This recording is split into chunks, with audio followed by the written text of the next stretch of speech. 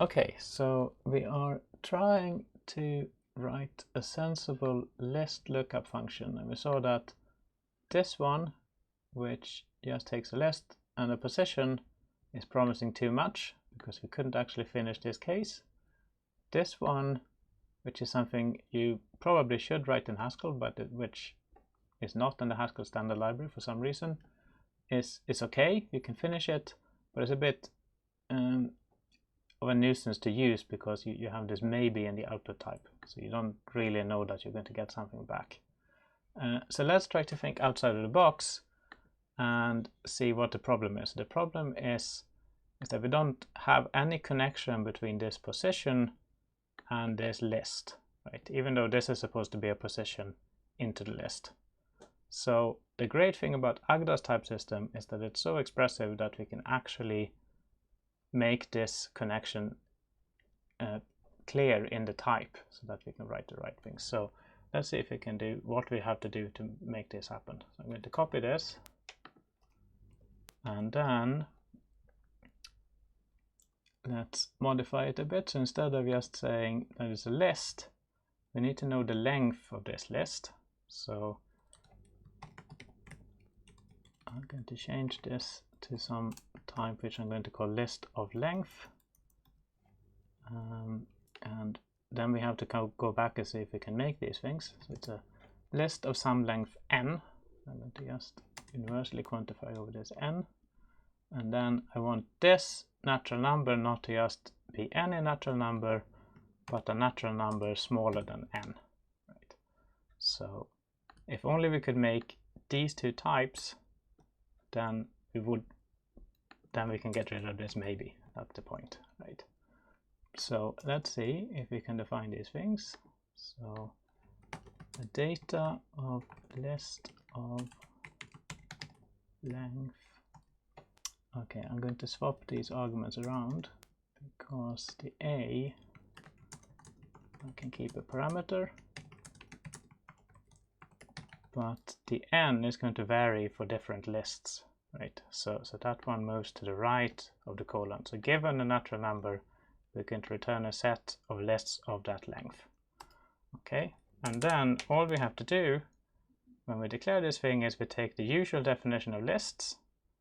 So I can even copy this. The usual definition of lists, and then I just have to decorate them with the length they have. So the empty list has length 0. So here we see the a here is that a, and then given a natural number, we should get a type. So here the natural number is 0. And the cons operator, well, given an element and a list of length n, so here again I have to say that this works for every n, and I make this implicit so I don't have to give it explicitly because it can be inferred by Agda for me. So given a list of length n, if I stick one more element in front of it, then I'm going to have a list of length n plus 1, which is written suc n in Agda, right? So that's how we can define this more refined type of lists, where we're not just keeping track of if it's empty or a cons, but we're also keeping track of the length of the list in the type. Okay, so that's good. That's the first thing we wanted. And now we also wanted to define these natural numbers smaller than n. So let's see if we can do that. So should have this signature. So given a natural number, we should get the type. And we see that there is not really any circularity because this is a new type, right? It's not indexed over itself like this. Okay, and how can we do this? So the standard way to do it is to say that, well, 0 is a natural number smaller than, well, any suc of n, right? So again, I have to quantify over the n. 0 is a natural number smaller than suc of n for any n, but it's not smaller than itself, right? And the second way we can make one of these is if we have a natural number smaller than n, then if I take the successor of that, then I will get a natural number which is smaller than suc of n. So 0 is smaller than 1, for example. So if I take the successor of 0, then I get something which is smaller than 2. 1 is smaller than 2. And this way I can make all the natural numbers smaller than a given one. Okay, let's see if that loads. No, so I forgot to change the name of this.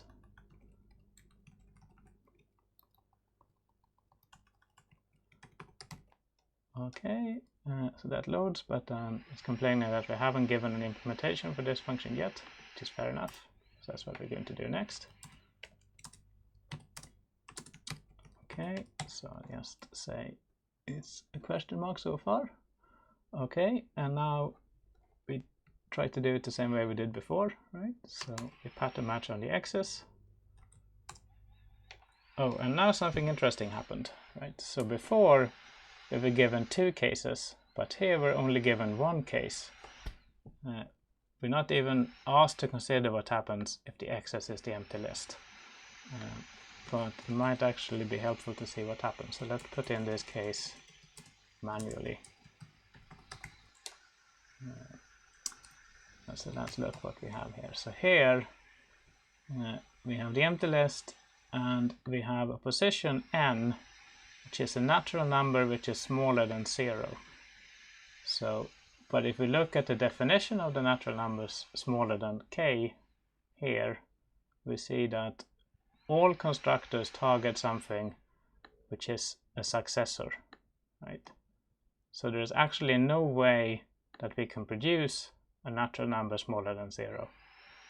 And that's good news for us here, because we are not asked to produce it, but someone has promised that they will give us one of these. So if we pattern match on this thing, Control C, n, then Agda sees that this is impossible, and we don't have to give a right-hand side for this part, because no one is ever going to give us an input which is a natural number smaller than 0. And that's why we didn't have to consider this case, and Agda only told us to consider this case. But we can put it in if we want, and then we use this absurd pattern to mark that this is the thing that's clearly impossible and will never happen. But we could also leave it out, because Agda is clever enough to see this herself.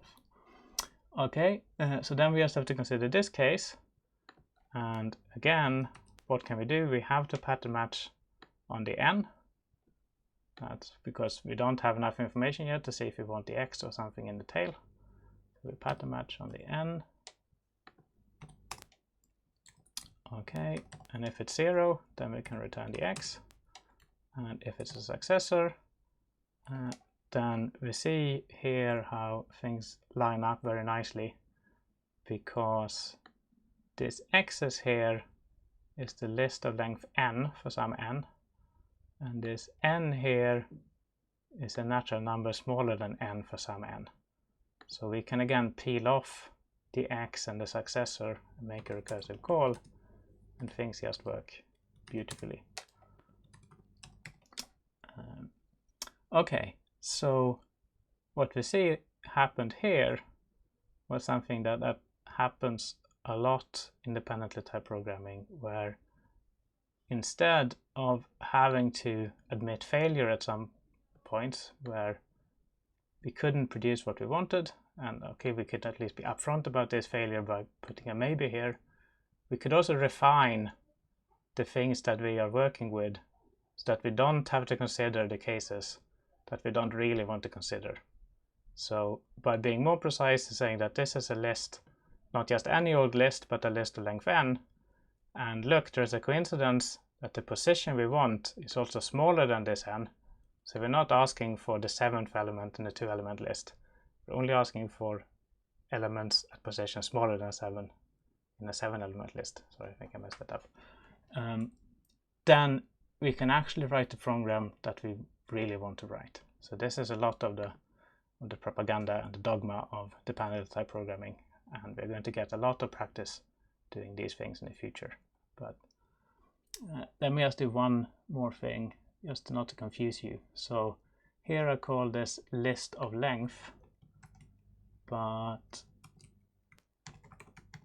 if you look in the standard library of Agda, for example, or on many tutorials and articles, then this is usually called vec for vector, because it's a vector from linear algebra where you have a certain number of positions. So this is usually called vec, and this not smaller than is usually called fin for finite, because it's a finite type with exactly n elements here. Right. See that fin 0 has 0 elements, fin 1 has 1 element, fin 2 has 2 elements, etc. So that's just a renaming to get it back to the usual names in the literature. And this is also something you can now look up in the Agda standard library if you want.